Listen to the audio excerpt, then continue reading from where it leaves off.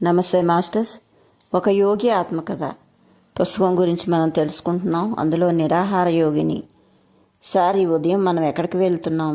Shri writer port car నడుపుతున్నాడు. Road మించి నా చూపు నా వైపు మళ్లించి ప్రశ్నార్థకంగా చూశాడు. అటు తర్వాత తాను బెంగాలీలో ఏ ప్రాంతం కనుక్కోబోతున్నాడో అతనికి అంతగా తెలిసేది కాదు. దేవుడు తలిస్తే ఇప్పుడు మనం ప్రపంచంలో 8వ వింత చూడ్డానికి వెళ్తున్నాం. పల్చటి గాలి మట్టికే భోంచేసే యోగిని చూడ్డానికి వెళ్తున్నాం. తెరీసా నాయమన్ను చూసిన తర్వాత వింతలే వింతలు. అయినా శ్రీ రైటర్ కుతూహలంగా నవ్వాడు.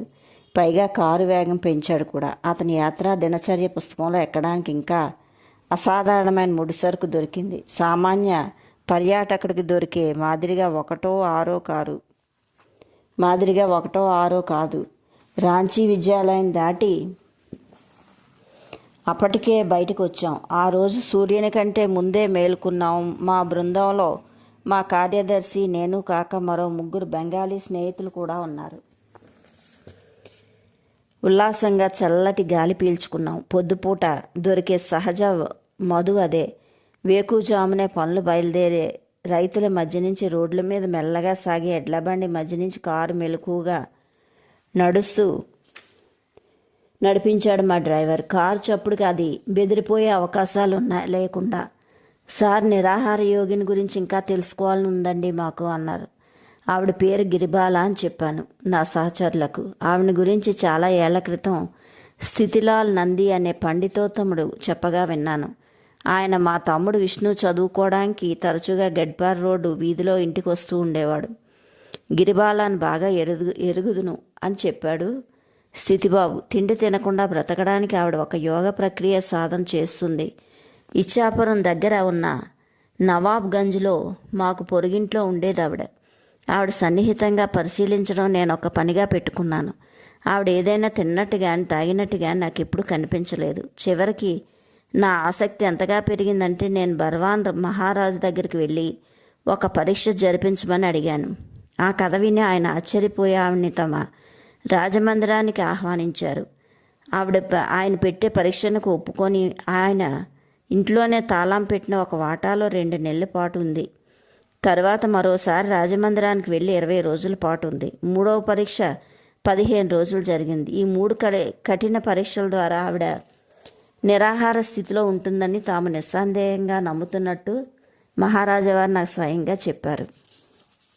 స్థితిబాబు చెప్పిన కథ 20 ఏళ్లకు పైగా నా మనసులో నాటుకుపోయింది. ఇలా చెప్పి ముగించాను. నేను ఆ యోగిని కలుసుకోకముందు కాల ప్రవాహం ఆవిడని కబలించేది కదా అని అప్పుడప్పుడు అమెరికాలో అనుకుంటూ ఉండేవాడిని. ఈ పాటికి చాలా వృద్ధురాలు అయి ఉంటుంది ఆవిడ. ఇప్పుడు ఎక్కడ ఉంటుందో, అసలు బ్రతుకుందో లేదో కూడా నాకు తెలియదు. కానీ కొన్ని గంటల్లో మనం పురులియా చేరుకుందాం. ఆవిడ సోదరుడికి ఒక ఇల్లు ఉంది అక్కడ. పురులియా చేరుదాం. ఆవిడ సోదరికి ఒక ఇల్లుంది అక్కడ. 10:30కి మేము గిరిబాల సోదరుడు లంబోదర డేతో ముచ్చటిస్తున్నాం. ఆయన పురులియాలో వకీలు. మా అక్కయ్య బాగానే ఉంది. ఆవిడ ఒకప్పుడు ఇక్కడే నా దగ్గరే ఉంటుంది, కానీ ప్రస్తుతం బీహార్లో మా ఇంట్లో ఉంటుంది. లంబోదర బాబు మా పోర్టుకారు వైపు సంశయంగా చూశారు. స్వామీజీ, బీహార్ దాకా లోపలికి ఇంతవరకు ఏ కారు చొచ్చుకొని వెళ్ళలేదనుకుంటాను. మీరందరూ ఎడ్లబండి కుదుపులకు సిద్ధంగా పడ్డడమే మంచిదనుకుంటాను.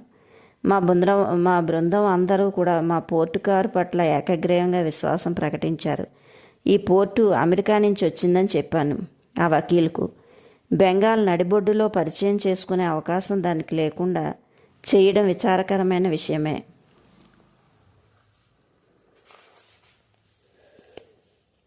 గణేష్ మీకు తోడుగా వచ్చుగాక అన్నాడు లంబోదర్ బాబు నవ్వుతూ. మర్యాదగా ఇంకా ఇలా అన్నాడు. మీరు ఎప్పటికైనా అక్కడికి చేరడం జరిగితే గిరిబాల మిమ్మల్ని చూసి సంతోషిస్తుందనడం ఖాయం. ఇప్పుడు ఆవిడ 70లో పడిపోతుంది. అయినా ఆరోగ్యం దివ్యంగా ఉంది. అయ్యా, ఒక మాట చెప్పండి, ఆవిడ ఏమీ తినరన్నది పూర్తి నిజమేనా? మనసులో భావాలను బయటపరిచే కిటికీల్లాంటి ఆయన కళ్ళల్లో సూటిగా చూశాను. అది నిజం. ఆయన చూపు నిష్కల్పంగా విశ్వసనీయంగా ఉంది.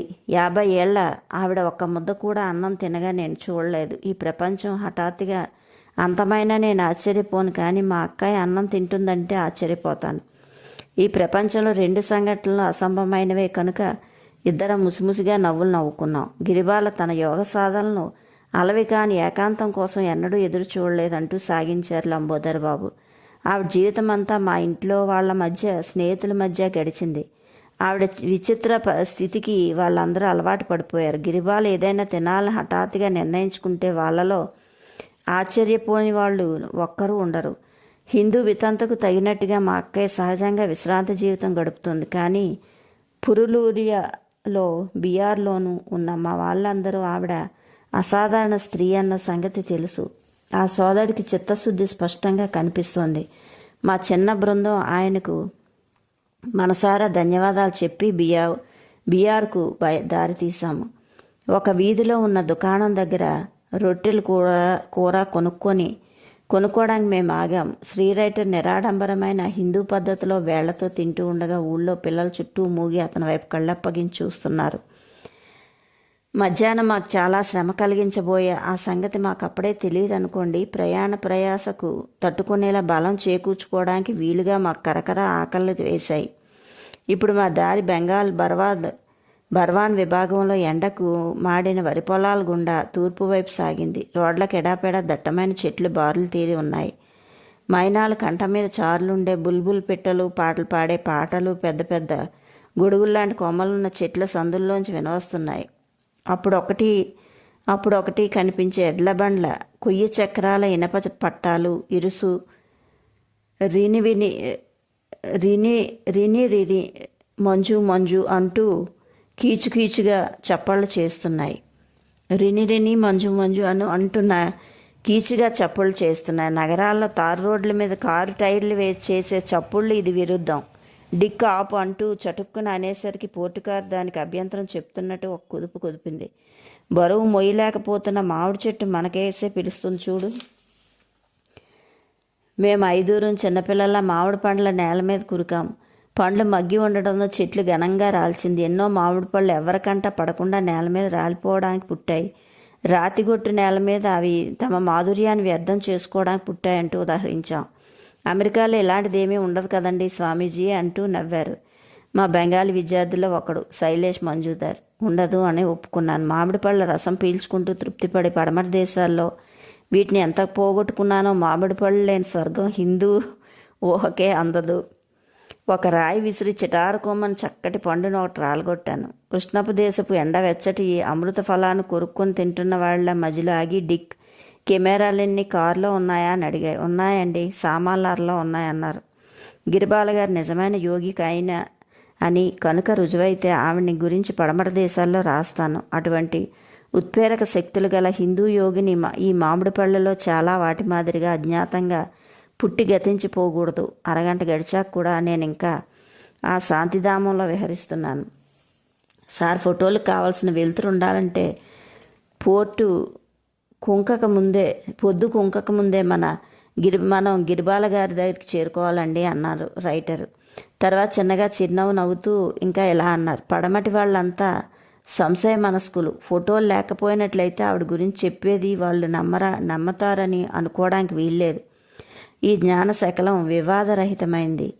జిహ్వాకర్షణ నుంచి నేను వెనక్కి తిరిగి మళ్ళీ కారులోకి వచ్చి కూర్చున్నాను. నువ్వు అన్నది నిజం డిక్ అంటూ నిట్టూర్చాను. కారులో అడుగు పెడుతూ పడమటి వాళ్ళ వాస్తవిక అభిమానాన్ని మన్నించడం కోసం నా మామిడి పండ్ల స్వర్గాన్ని త్యాగం చేస్తాను. ఫోటోగ్రాఫులు తప్పకుండా కావాలి అన్నాడు. వృద్ధాప్యం కనిపించే అవలక్షణాలల్లా మొహం మీద ముడతల్లాంటి గాళ్లతో సెగ్గడ్డల్లాంటి గడ్డిపడ్డ బంకమట్టితోని మరింత ప్రయాసపడుతూ వచ్చింది దారి. శ్రీరైటర్ పోర్టుకారు ఇంకా సులువుగా నడపడానికి వీలుగా మేము అప్పుడప్పుడు దిగి వెనకని తోస్తూ వచ్చాం. లంబోదర్ బాబు గారు నిజమే చెప్పారు. కారు మన్ని మొయ్యడం లేదు, మనమే కారును మోస్తున్నాం అన్నారు శైలేష్. దూరానికి ఒక పల్లె కనిపించేసరికి దిగడాల్లోని ఎక్కడాల్లోని మాకు కలుగుతున్న విసుగు మరుగుపడుతూ వచ్చింది. ప్రతి పల్లె చిత్రమైన నిరాడంబర చూపే దృశ్యం. మా దారి మలుపు తిరిగి అడవి నీడలో ఒదిగి ఉంటున్న పాతకాలపు నిర్మల గ్రామాల గుండా తాటితోపుల గుండా సాగింది అంటూ శ్రీరైటరు తన యాత్రా దినచర్య పుస్తకంలో 1936 మే 5 తేదీ పుటల్లో రాసి ఉంది. బురద మట్టితో కట్టిన ఈ తాటాకు గుడిసెల గుంపులు చాలా ఆకర్షణీయంగా ఉన్నాయి. గుడిసెల తలుపుల మీద దేవుళ్ళ పేర్లతో ఒకటి అలంకారంగా రాసి ఉంది. దినమొలల్లో ఉన్న చిన్న పిల్లకాయలు చాలామంది అమాయకంగా అడుక్కుంటున్నారు. తమ పల్లెలోని పిచ్చిగా దూసుకు వస్తున్న నల్లగా పెద్దగా ఉన్న ఎడ్లేని బండిని తేరిపారా చూస్తున్నాయి లేదా చెల్లాచెదురుగా పారిపోతున్నాయి. మగవాళ్ళు దారి పక్కన చెట్ల కింద పాలుమారిగా చెట్ల కింద చేరబడి ఉండగా ఆడవాళ్ళు మటుకు నీళ్ళలో దిగి తొంగి చూస్తున్నాయి. అయిన వాళ్ళ చూపుల వెనుక కుతూహలం కనబడుతుంది. ఒక చోట పల్లె ప్రజలు ఒక పెద్ద చెరువులో కులాసాగా స్నానాలు చేస్తున్నారు. ఆడవాళ్ళు పెద్ద పెద్ద ఇత్తడి బిందెలతో ఇళ్ళకి నీళ్లు మోసుకెళ్తున్నారు. దారి మిట్టపల్లాలతో ఉండడం మాకు భలే తమాషాగా ఉంది. మేము ఎగిరెగిరి పడుతూ ఊగిసలాడుతూ వాగులో పడి నిర్మాణం పూర్తి కాని కాలిబాట చుట్టూ తిరిగి పొడి ఇసుక ఉన్న నది గర్భాలకు అడ్డం పడి జారుతూ చివరికి 5 గంటల ప్రాంతానికి మా గమ్యస్థానం బిహార్కి చేరుకున్నాం. బంకురా జిల్లాలో ఉన్న కుగ్రామం దట్టమైన హరివృక్షాల ఒడిలో మరుగుపడి ఉంది. వానాకాలంలో వాగులు పొంగి వెల్లువై పారుతూ ఉండగా పాముల్లాంటి రోడ్లు విషం వంటి బురద కక్కుతూ ఉన్నప్పుడు ప్రయాణికులు ఊరు చేరలేరు. ఊరి బయట ప్రత్యేకించి ఒక స్థలం ఉన్న దేవాలయం దగ్గర అర్చన చేయించుకుంటూ ఇంటి ముఖం పట్టిన భక్త బృందం ఒకరు మాకు దారి చూపించమని అడుగుతూ ఉండగా ఒంటి మీద అంతంత మాత్రమే బట్టలున్న కుర్రవాళ్ళు 1 డజను మంది మమ్మల్ని గిరిబాల ఇంటికి తీసుకెళ్దామని ఉత్సుకతతో కారు వెనక 2 పక్కలా మూగారు.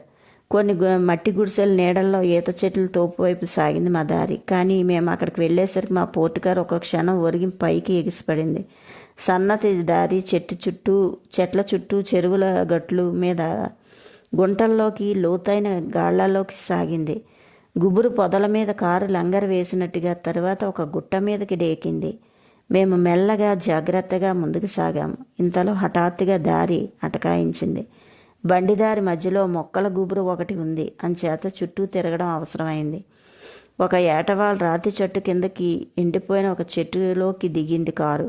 అక్కడి నుంచి కారు బయటపడడానికి కొంత గీకడం, నరకడం, పారతో చెరగడం అన్నీ అవసరమయ్యాయి. దారి ఎక్కడికక్కడ ముందుకు పోవడానికి వీలు లేకుండా ఉంది. అయినా మా యాత్ర సాగాల్సింది. 100 కొద్దీ పిల్లలు తల్లిదండ్రులు తేరిపారుగా చూస్తూ ఉండగా ఉపకార బుద్ధి గల కుర్రవాళ్ళు పారలు తెచ్చి అడ్డంకి తొలగించేశారు.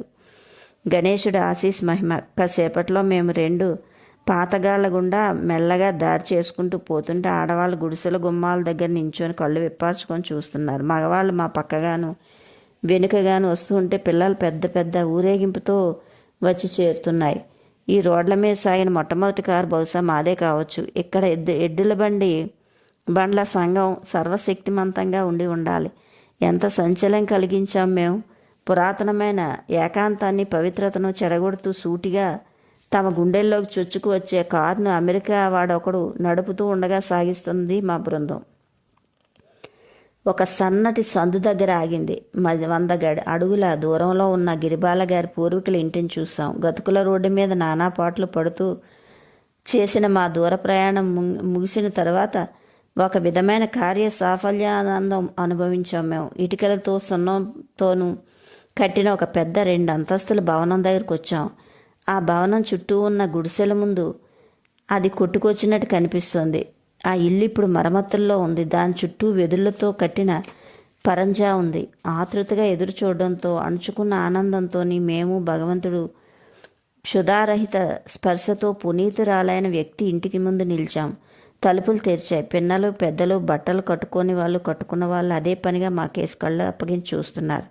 కొద్దిపాటి కుతూహలమున్న ఆడవాళ్ళు, మగపిల్లలు అపూర్వ దృశ్యాన్ని తిలకిస్తూ మా వెంటున్నారు. కొద్దిపాటి ఒక పొట్టి మనిషి గుమ్మంలో కనిపించింది. ఆవిడే గిరిబాల. లేత బంగారు అనే పట్టు పంచె కట్టుకొని ఉన్నారు ఆవిడ.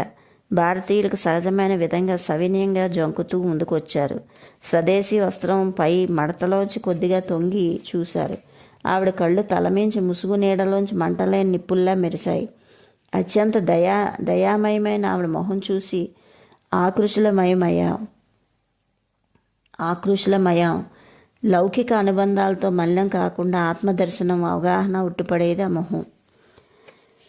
ఆవిడ వినయపూర్వకంగా దగ్గరకు వచ్చి మేము స్టిల్ కెమెరాతోనూ మూవీ కెమెరాతో కొన్ని ఫోటోలు తీసుకోవడానికి అంగీకరించాం. భంగిమల సర్దుబాటు వెడుతురుపడే ఏర్పాటు సంబంధించిన మా ఫోటో టెక్నిక్లను ఆవిడ సిగ్గుపడుతూ ఓరిమితో సహించారు. చివరికి మేము 50 సంవత్సరాల పైగా అన్నపానాలు లేకుండా జీవించినట్టు తెలుస్తున్న ఈ ప్రపంచంలో ఏకైక మహిళ ఫోటోలు అనేకం భవిష్యత్ తరాల వారి కోసం తీసాం. తెరీసా నాయ్మన్ అయితే 1923 నుంచే ఉపవాసం చేస్తుంది. బదులుగా జారుతున్న బట్ట పూర్తిగా కప్పుకొని గిరిబాల గారు మా ముందు నించొని ఉంటే ఆవిడ ముఖ కవలికలు అత్యంత మాతృ సహజంగా ఉన్నాయి. కళ్ళు వాల్చుకొని ఉన్న ముఖం, చేతులు, కురచ పాదాలు తప్ప ఆవిడ శరీరం ఇంకేమీ కనిపించలేదు. అరుదైన ప్రశాంతి, అమాయకత్వం ఉట్టుపడే మొహం, చిన్న పిల్లలకు ఉండే మాదిరిగా వెడల్పాటి వణికే పెదవి, స్త్రీ సహజమైన ముక్కు, సన్నగా మిలమిల్లాడే కళ్ళు, రవ్వంత చిరునవ్వు. గిరిబాల గురించి శ్రీ రైటర్ కలిగిన అభిప్రాయం నాకు కలిగింది. ఆవిడ వేసుకున్న లేతవన్న ముసుగులాగే ఆధ్యాత్మిక ఆవిడని ఆవరించింది. ఒక గృహస్థురాలు సన్యాసికి ప్రణామం చేసే ఆచారం ప్రకారం ఆవిడ నాకు ప్రణామం చేశారు. ఆవిడలో నిరాడంబరమైన ఆకర్షణ, ప్రశాంతమైన చిరునవ్వు, మధురమైన గంభీరోపన్యాసం కన్నా కూడా మిన్నగా మాకు స్వాగతం చెప్పారు. ఒళ్ళంతా దుమ్ము కొట్టుకుపోయి కష్టపడి మేము చేసిన ప్రయాణ బళ్ళకి అంతా మర్చిపోయాం. ఆ సాధ్వి వరండాలో బాసింపట్టు వేసుకొని కూర్చున్నారు. ఒంటి మీద వయోభారం కనిపిస్తున్నా బక్క చిక్కిపోలేదు. బూడిదవన్నెలో ఉన్న ఆవిడ చర్మం స్వచ్ఛంగా ఆరోగ్యంగా ఉంది. అమ్మా, ఈ యాత్ర చేయాలని నేను 25 ఏళ్ల పూర్వం నుంచి ఆతృతగా అనుకుంటూ వచ్చాను. మీ పావన జీవితం గురించి స్థితిలాల్ నంది బాబా గారి దగ్గర విన్నాను అంటూ బెంగాలీలో చెప్పాను. అవునని తల ఊపారు. ఆవిడ నవార్గంజ్లో మా ఇంటి పక్కింట్లో ఉండేవారు. మంచివారు. ఈ మధ్యకాలం నేను మహాసముద్రాలు దాటి వెళ్ళాను, కానీ ఎప్పుడో ఒకనాడు మిమ్మల్ని చూడాలన్న సంగతి ఎన్నడూ మర్చిపోలేదు. మీరిక్కడ చాలా అజ్ఞాతంగా నిర్వసిస్తున్న దివ్యలీలను లోపల అన్నబ్రహ్మాన్ని చాలా కాలంగా మర్చిపోయిన ప్రపంచానికి ఘనంగా వెల్లడి చేయాలి. ఆ సాధ్వి ప్రశాంతతమైన ఆసక్తితో చిరునవ్వుతో ఒక్క నిమిషం కళ్ళు పైకెత్తి చూశారు. బాబాకే బాగా తెలుసు అంటూ వినమ్రంగా జవాబిచ్చారు. ఆవిడ అన్యదా భావించినందుకు నేను సంతోషించాను. యోగులు ప్రపంచానికి ఎలా స్పందిస్తారో ఎన్నటికీ ఎప్పుడూ తెలియదు.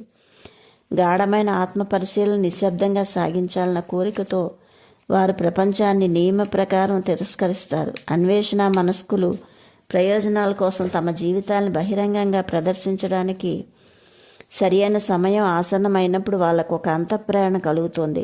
అయితే అమ్మ, అనేక ప్రశ్నలతో మమ్మల్ని విసిగిస్తున్నందుకు క్షమించండి. దయచేసి మీకు ఇష్టమైన వాటికే జవాబులు ఇవ్వండి. మీ మౌనాన్ని కూడా అర్థం చేసుకుంటాను నేనంటూ కొనసాగించాను. ఆవిడ ప్రసన్నంగా చేతులు చాపారు. నాలాంటి సామాన్య వ్యక్తి తృప్తికరమైన సమాధానాలు ఇవ్వగలిగినంత మట్టుకు సంతోషంగా ఇస్తాను. ఆహా, మీరు సామాన్యులు కారు అని మనస్ఫూర్తిగా అభ్యంతరం చెప్పాను. మీరు మహిమాత్ములు. నేనందరికీ వినమ్ర దాసిని. చిత్రంగా ఇంకా ఇలా అన్నారు. వంట చేయడం కన్నా వడ్డన చేయడం అన్నా నాకు ఇష్టం.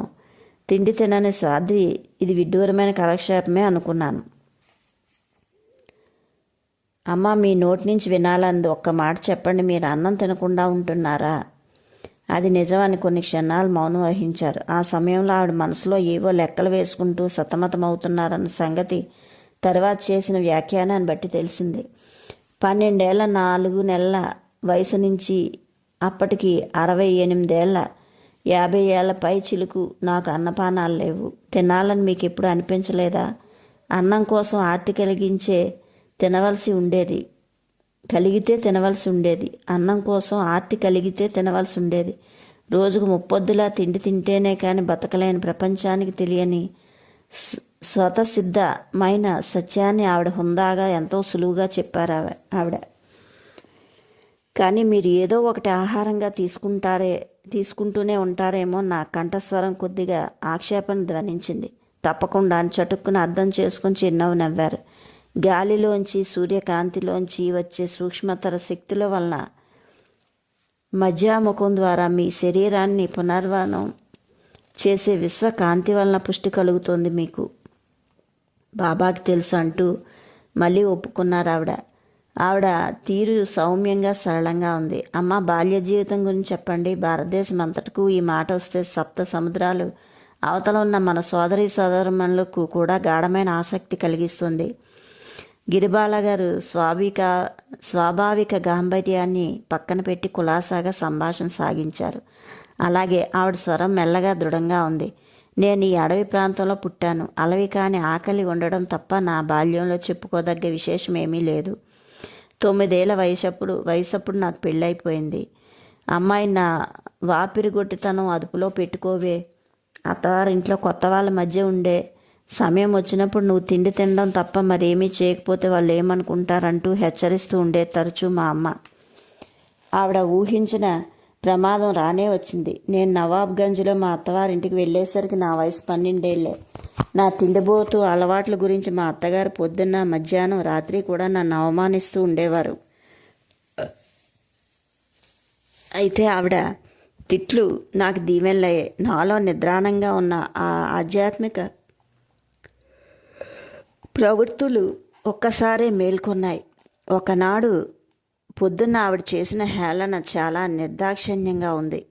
నేను బ్రతికినంతకాలం మళ్ళీ ఇక అన్నం ముట్టనని మీకు నిరూపిస్తానని చటుక్కుని బదిలిచ్చాను.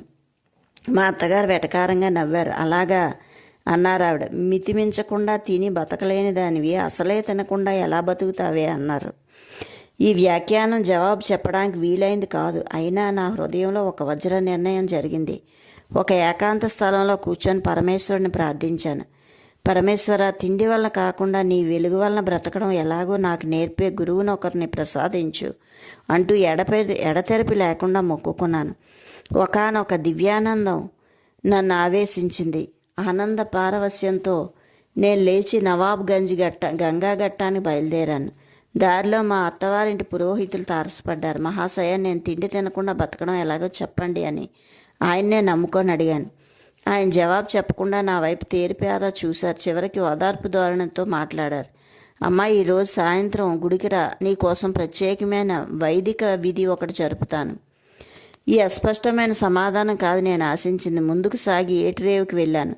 ప్రాతకాల సూర్యకిరణాలు నీళ్లలో దూసుకుపోతున్నాయి. ఏదో పవిత్ర దీక్ష తీసుకోవడానికి అన్నట్టు గంగలో స్నానం చేసి పునీతురాలనయ్యాను. చుట్టుకున్న తడిబట్టతో గంగ ఒడ్డు నుంచి వచ్చేస్తుంటే పట్టపగల వెలుతుల్లో నా గురుదేవులు నాకెదురు ప్రత్యక్షమయ్యారు. చిట్టి తల్లి అంటూ ఆప్యాయంగా పలకరించారు. నీ అత్యవసర ప్రార్థన మన్నించి నీ కోరిక నెరవేర్చడానికి దేవుడు ఇక్కడ పంపిన గురువిని నేను. చాలా అసాధారణంగా ఈ ప్రార్థన ఆయన గుండెకు కరిగిపోయింది.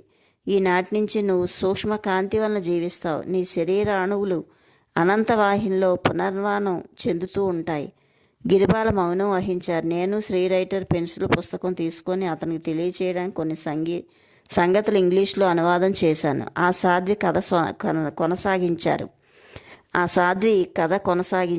ఆవిడ మధుర స్వరం వినిపించినట్టుగా ఉంది. రేవు నిర్మానుష్యంగా ఉంది. నా గురుదేవులు ఇతరులెవరూ మమ్మల్ని ఇబ్బంది పెట్టకుండా ఉండడానికని చుట్టూరా కాపుదలతో ఒక కాంతి పరివేశాన్ని కల్పించారు. మర్యుల మాదిరిగా స్థూలమైన ఆహారం మీద ఆధారపడకుండా శరీరానికి స్వేచ్ఛ ప్రసాదించే ప్రక్రియ నాకు ఉపదేశించారు. ఆ ప్రక్రియలో ఒకానొక మంత్రము, సగటు మనిషి సాధన చేసే దానికంటే కష్టతరమైన ఒక శ్వాస నియంత్రణాభ్యాసం ఉంటాయి. ముందే మరే మందు గారడి ఇందులో లేవు. ఆ క్రియకు మించి మరేమీ లేదు. నాకు అనుకోకుండా పత్రికా రచనా విధానం అలవర్చిన అమెరికా పత్రికా రచయిత ధోరణిలో గిరిబాల గారిని అనేక విషయాల గురించి ప్రశ్నించాను. అవి పాశ్చాత్యులకు ఆసక్తి కలిగిస్తాయని నా అభిప్రాయం. ఆవిడ కొద్దిగా ఇలా చెప్తూ వచ్చారు. నాకెన్నడూ పిల్లలు కలగలేదు. చాలా ఏళ్ల క్రితం నేను వితంతువునయ్యాను. నాకు నిద్ర, మెలకువ రెండూ సమానమే కనుక చాలా తక్కువసేపు నిద్రపోతూ ఉంటాను. పగటిపూట నా ఇంటి పనులన్నీ చేసుకొని రాత్రిపూట ధ్యానం చేస్తాను. ఋతువు తర్వాత ఋతువు మారుతూ వస్తున్నప్పుడు వాటి మార్పు నాకు కొద్దిగా అనుభూతం అవుతుంది. నేనెప్పుడూ జబ్బు పడలేదు. ఏ వ్యాధి నా అనుభవంలోకి రాలేదు. ప్రమాదవశాత్తు గాయపడ్డప్పుడు కొద్దిగా నొప్పి కలుగుతుంది. నాకు శారీరకమైన మలమూత్రాది విసర్జనలు లేవు. ఈ గుండె కొట్టుకోవడానికి, ఊపిరి ఆడడానికి నేను అదుపులో ఉంచుకోగలను. అంతర్దర్శనాల్లో తరచుగా నేను నా గురుదేవుల్ని, ఇతర మహాత్ముల్ని చూస్తూ ఉంటాను. అమ్మ, మీరు తిండి లేకుండా జీవించే విధానాన్ని ఇతరులకు ఎందుకు నేర్పకూడదు అని అడిగాను. ప్రపంచంలో తిండి లేక మాడే కోట్లాది ప్రజల మేలు కోసం నేను పెట్టుకున్న మహత్తరమైన ఆశలు ఇట్టే భగ్నమైపోయాయి. ఊహు అంటూ తల తిప్పారు ఆయన. ఈ రహస్యం ఎవరికి వెల్లడించకూడదని గట్టిగా ఆదేశించారు మా గురుదేవులు. భగవంతుడు లీలారూప జగన్నాటకంలో నేను జోక్యం చేసుకోవడం ఆయన అభిమతం కాదు. తిండి తినకుండా ఉండడం ఎలాగో నేను కనుక చాలామందికి నేర్పినట్లయితే రైతులు నాకేమీ ధన్యవాదాలు చెప్పరు. తీయని పండ్లు నిరుపయోగంగా నేలమే పడి ఉంటాయి. దైన్యం, ఆకలి, చావు అన్నవి జీవితానికి నిజమైన అర్థాన్ని అన్వేషించడానికి చివరికి మనసు తరిమే కర్మ సంబంధమైన కొరడాలు కనిపిస్తాయి. అమ్మా, మీరొక్కరే తిండి తినకుండా ఉండిపోవడం వల్ల ఉపయోగం ఏమి అని మెల్లగా అడిగాను. మానవుడు ఆత్మని నిరూపించడానికి ఆవిడ ముఖం జ్ఞానదీప్తితో వెలిగింది. అతడు అన్నం వల్ల కాకుండా శాశ్వత కాంతి వలన జీవించడం ఎలాగో దివ్య ప్రగతి సాధనలో క్రమంగా తెలుసుకునేటట్టు నిరూపించడానికి. ఆ సాధ్వి గాఢమైన ధ్యాన స్థితిలోకి వెళ్ళారు. ఆవిడ దృష్టి అంతర్ముఖమైంది. ఆవిడ కళ్ళ లోతుల్లో అభావ సూచికలు అయ్యాయి. శ్వాస లేని ఆనంద సమాధి స్థితికి నాందిగా ఆవిడ ఒక రకమైన నిట్టూర్పు విడిచారు. కొంతసేపు ఆవిడ అంతరంగిక ఆనంద స్వర్గంలోని నిరాపేక్షమైన రాజ్యాన్ని పరుగులు తీశారు. చీకటి ముసిరింది. ఒక చిన్న కిరోసినాయిలు దీపం వెలుగు నిశ్శబ్దం నీడల్లో కూర్చున్న అనేక మంది గ్రామీణుల మొహాల మీద పడింది. రయ్యం దూసుకొచ్చే మినుగుమినుగు పురుగులు, గుడిసెల్లో దూరానున్న చమురుల అంతర్లు ఆ కారు నల్లటి రాత్రివేళ అందంగా ప్రకాశించాయి. ఇక బాధాకరమైన వీడ్కోలు కోసం మందకుడిగా విసుగెత్తించేలా సాగే ప్రయాణం ముందుంది మాకు. గిరిబాల గారు, మీ జ్ఞాపకార్థం నాకు ఏదైనా ఇవ్వండి. మీ చీరల్లోంది ఒక చిన్న పీలిక అని అడిగాను. ఆ సాధ్వి కళ్ళు విప్పుతూ ఉండగా వెంటనే ఆవిడ ఒక బనారస్ పట్టు బట్ట ముక్క ఒకటి తీసుకొచ్చి ఇచ్చి సాష్టాంగ ప్రమాణం చేశారు. అమ్మా అంటూ గౌరవ పునస్కారంగా అన్నాను. మీ బదులు నన్నే మీ పవిత్ర పాదాలను ముట్టుకొనివ్వండి అని. Okay masters, like, share, subscribe. Thank you.